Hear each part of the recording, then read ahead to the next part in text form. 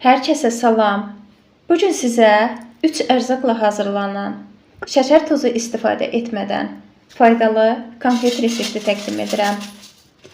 Əvvəlcə 250 qram təmizlənmiş günəbaxan tumu və 150 qram ağ küncüdü qızılı rəngdə olana kimi qovururam. 200 qram balı əridirəm. Qaynamağa başladıqda isə üzərinə qovrulmuş günəbaxan tumu və küncüdü əlavə edib qarışdırıram və bir çimdik duz atmağı yaddan çıxartmırıq.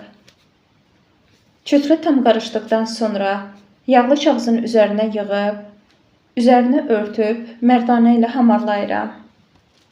Təxminən 5 mm qalınlığında yayıb 1 saat soyuducuda saxlayıram, sonra isə kəsirəm.